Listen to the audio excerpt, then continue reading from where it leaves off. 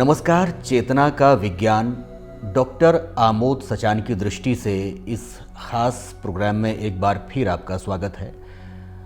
आज जिस विषय पर हम बात करने जा रहे हैं उस विषय का नाम है ध्यान।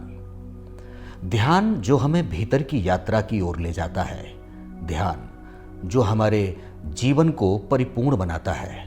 इस महत्वपूर्ण विषय पर एक बार फिर से हमारे साथ बात करने के लिए उपस्थित हैं Hind institute of medical sciences के चेयरमैन और आमोद फाउंडेशन के संस्थापक डॉक्टर आमोद सचान जी।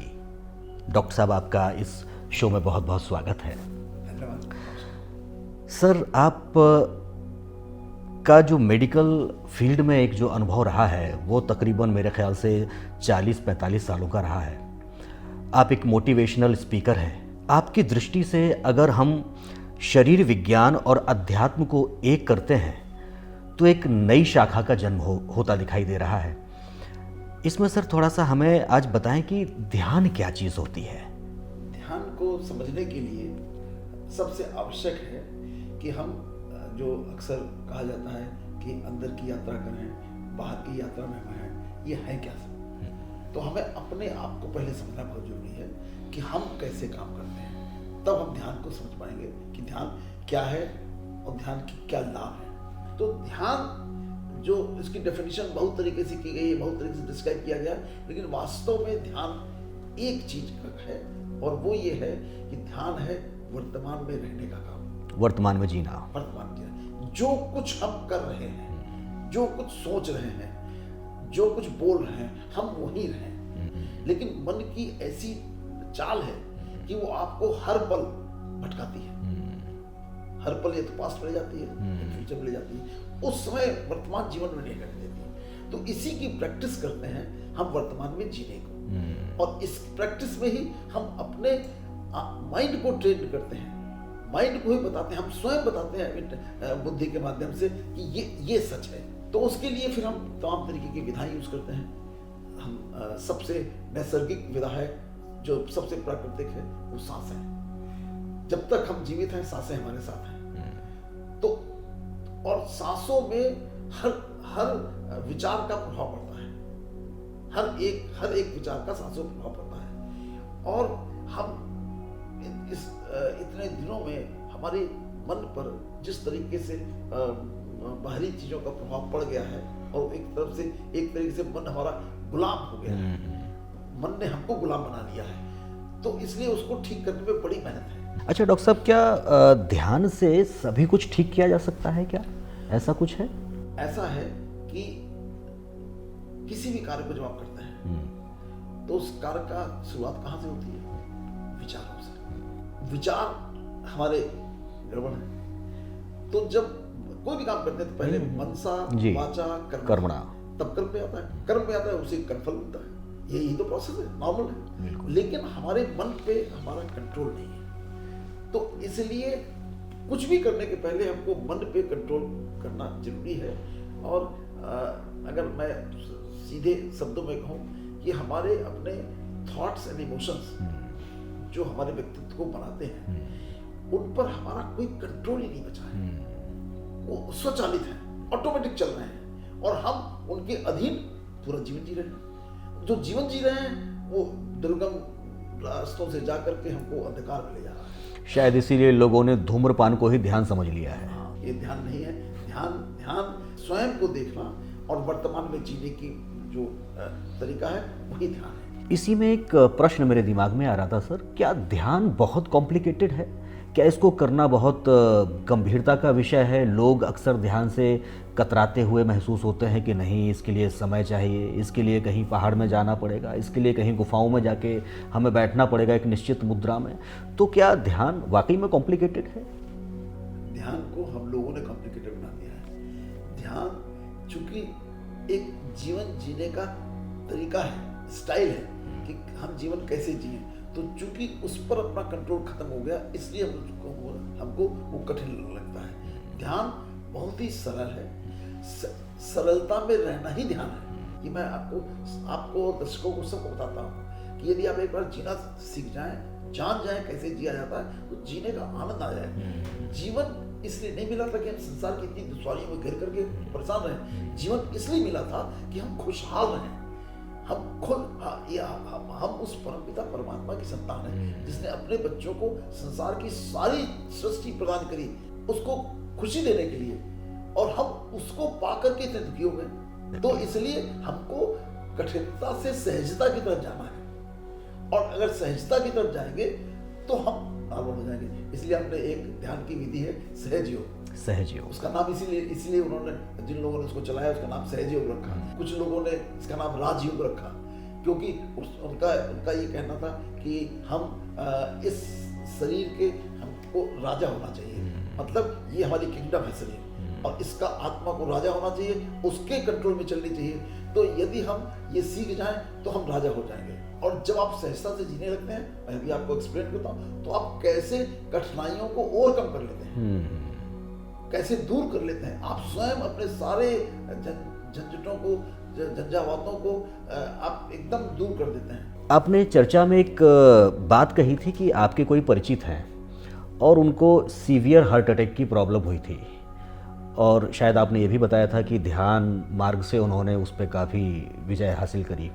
रक्तचाप और इस तरीके की हृदय से संबंधित बीमारियों में ध्यान कितना कारगर होता है? ध्यान एक ऐसी विधा है जिसके द्वारा वो जीवन के सारे कष्टों से निवारण पा सकता है। न केवल कष्टों से निवारण पा सकता है, बल्कि यदि उसको और एक्सीड करे तो उस परमपिता परमात्मा से कनेक्ट होके पूरा का पूरा उसको परम ज्ञान प्राप्त हो सकता है, और वो सारे ब्रह्मांड के सारे रहस्य जान सकता है इसी रास्ते में चल करके। अच्छा, मेडिकल साइंस से जुड़े होने के नाते ये आपके साथ अच्छाई है कि अध्यात्म को आप परीक्षण की दृष्टि से भी देख पाते हैं, क्योंकि मेडिकल साइंस पूरा परीक्षण के ही दृष्टि से मेरे ख्याल से चलता है। अध्यात्म शब्द को अगर आप ट्रांसलेट करें तो उसका मतलब ही है आत्मा का ज्ञान, वही अध्यात्म है। और आत्मा क्या है? वही शरीर को चलाती है। तो आत्मा, ये शरीर साइंटिफिक तरीके से चलता है ना, ये कोई अव्यवहारिक तरीके से चलता है। बिल्कुल। तो और साइंटिफिक तरीके से चलता है, और साइंटिफिक तरीके से बीमार भी होता है। बीमार होता है तो साइंटिफिक तरीके से ठीक भी हो सकता है, लेकिन किसी दवा से, किसी ऑपरेशन से हम अपने मनुष्य को ठीक नहीं कर सकते। ये सिर्फ उसका पैलिएटिव इलाज है बस। और इसको हम लोगों ने नाम दिया है सिंगल डायमेंशनल ट्रीटमेंट। मतलब अभी जो आपने पूछा 2 मिनट पहले कि एक उनके डॉक्टर गुप्ता के साथ क्या हुआ था, तो ये जो हम वर्तमान में जो ट्रीटमेंट कर रहे हैं, ये सारा का सारा क्या कर रहे हैं? मान लीजिए सपोज आपको डायबिटीज हुई, ब्लड प्रेशर हुआ, हमने एंटी डायबिटिक दे दी, एंटी हाइपरटेंसिव दे दी। अगर इस्केमिक हार्ट डिजीज हो गई तो एंजियोप्लास्टी कर दिया, ओपन हार्ट सर्जरी कर दी। कोई ऑर्गन में कोई ट्यूमर हो गया, उसका ऑपरेशन करके निकाल दिया। बुखार हो गया, बुखार की दवा दे दी। इन्फेक्शन हो गया, एंटीबायोटिक दे दी। वायरल इन्फेक्शन हो गया, एंटीवायरल दे दी।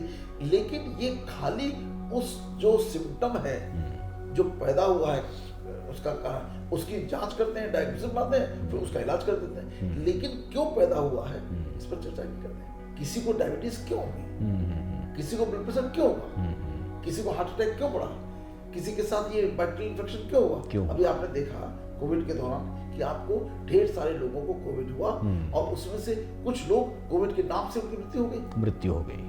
कुछ लोगों को कोई जुकाम की तरह हुआ, बिल्कुल और ठीक होकर चले गए।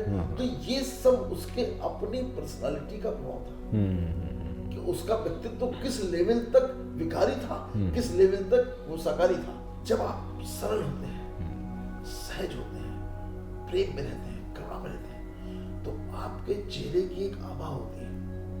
वो आभा आप किसी प्रेम में किसी शब्द को देखिए, देवी को देखिए जिसके हृदय में सिर्फ कोमल और ममता हो के लिए, या बहुत सारे बहुत भिक्षु आपने देखे होंगे, उनके पास कुछ नहीं है, सिर्फ ऊपर एक गिरवे रंग का वस्त्र पहने हुए हैं, कोई उनका सामान नहीं है, कुछ नहीं, लेकिन चेहरे में आभा और चेहरे का कॉन्फिडेंस इमेजिन नहीं कर सकते।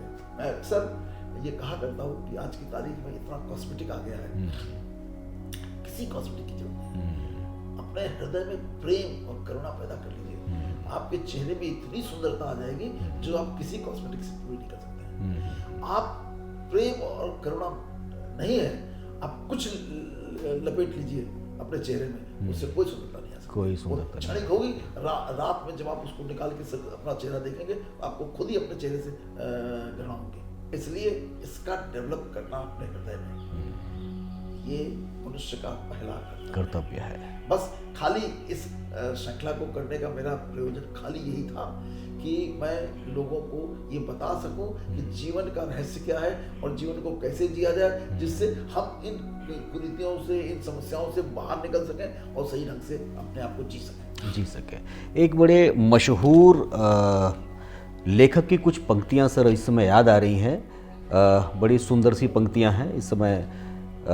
आज की भूख तो भर दी मैंने, कल की कौन मिटाएगा, पर क्या जाने कल वो होगा, मेरा कल क्या आएगा। बिल्कुल सही है। तो इन पंक्तियों से आशय मेरा ये है कि जो उदारता होती है, क्या जो ध्यान करता है व्यक्ति, क्या उसके अंदर उदारता और दया, करुणा, क्षमा जैसे गुण पैदा होते हैं? अपने आप पैदा होते हैं। और आपने बहुत सही कविता जी और बहुत सही समय बताई है। मैं इस कविता का भावार्थ और आपको बता दूं। जी बिल्कुल।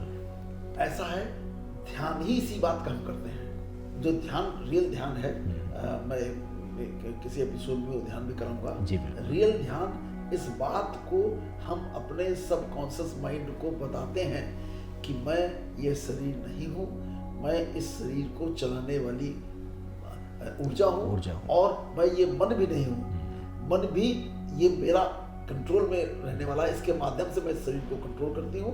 लेकिन और मैं इसके साथ अपने उस उद्गम की तरफ मैं जाता हूँ और ये एहसास कराता हूँ कि हर पल कोई भी ऐसी सांस होगी जो बाहर जाएगी, अंदर नहीं आएगी। उस सांस का हमको पता नहीं है, वो अगले पल भी हो सकती है। तो हम हर पल को सहज रहना है, हर पल खुश रहना है।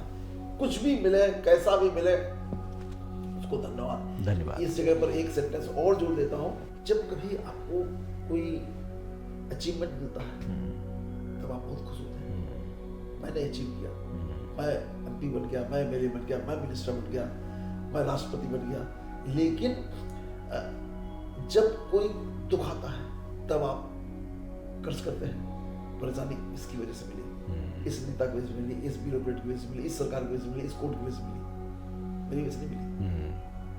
जो अचीवमेंट हुआ वो सब मैंने पाया। तो इसका इलाज है, बहुत सही इलाज है, वो समझ लीजिए, रट लीजिए, अंदर भर लीजिए। जो कुछ भी मुझको मिलता है वो सिर्फ मेरे अपने कर्मों का प्रतिफल है, किसी दूसरे का कोई प्रतिफल नहीं है। इसलिए जब कुछ अचीवमेंट मिले, किसी भी तरीके की प्राप्ति हो, तो उसको हाथ जोड़ के धन्यवाद दीजिए। हे प्रभु, आपका लाख लाख शुक्र है कि आपने मेरे को ये प्रदान किया, ये भी आपका है, ये भी आपका है। तो इस बात का अहम भाव नहीं।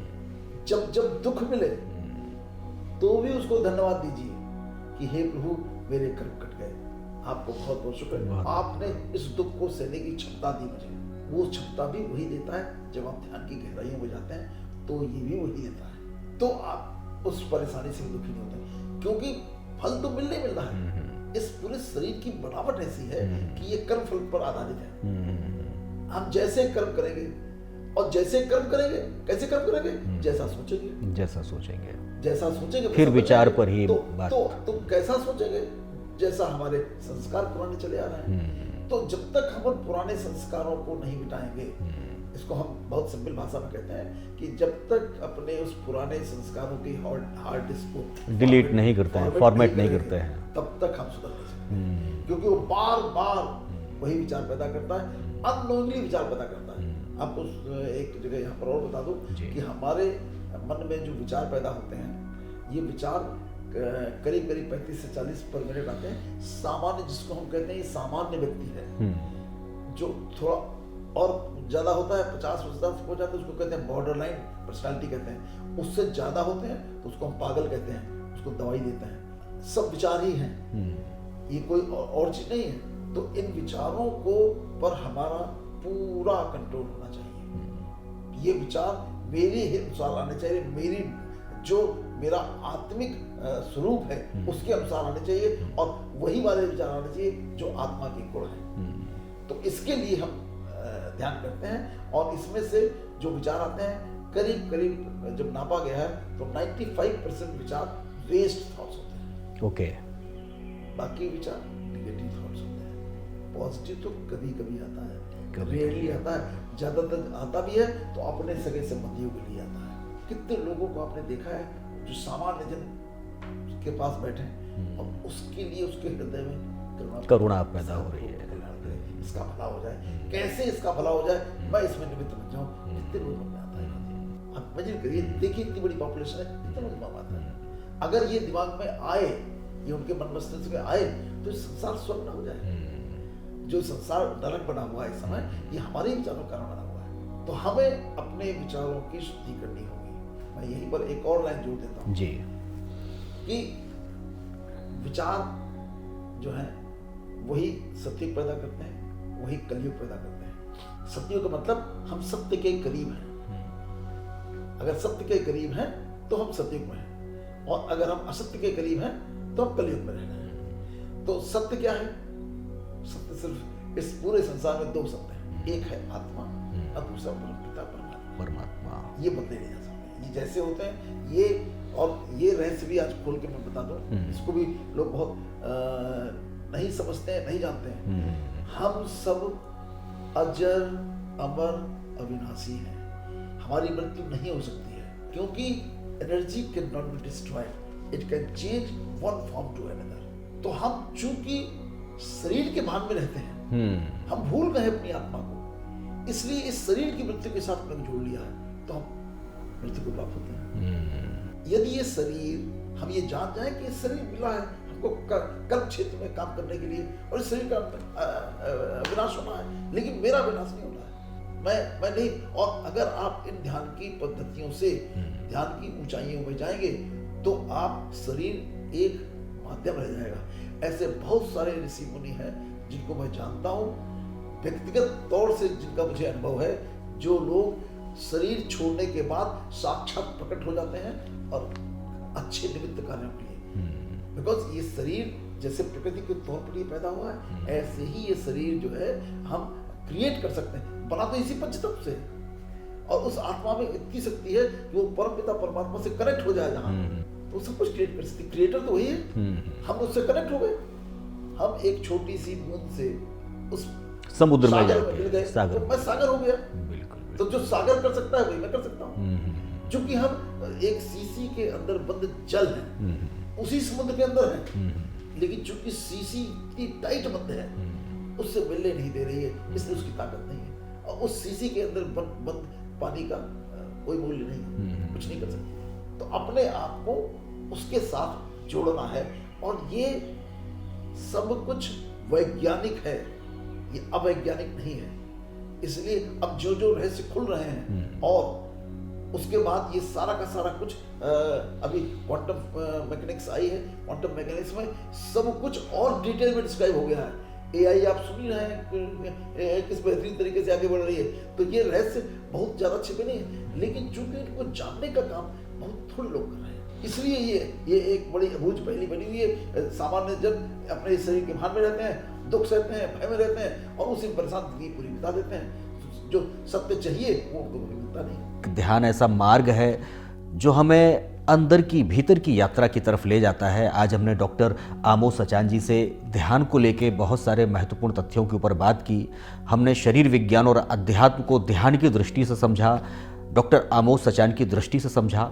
हम अगले एपिसोड में एक बार फिर से ध्यान पर ही चर्चा करेंगे। आज दीजिए हमें यहीं इजाज़त। नमस्कार। नमस्कार सर।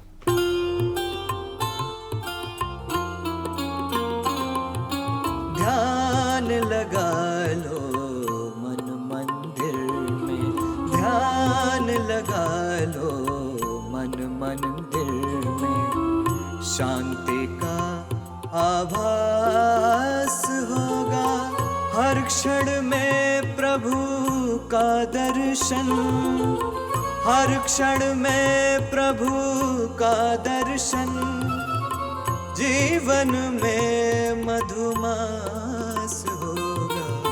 ध्यान लगा लो मन मंदिर में, शांति का आभास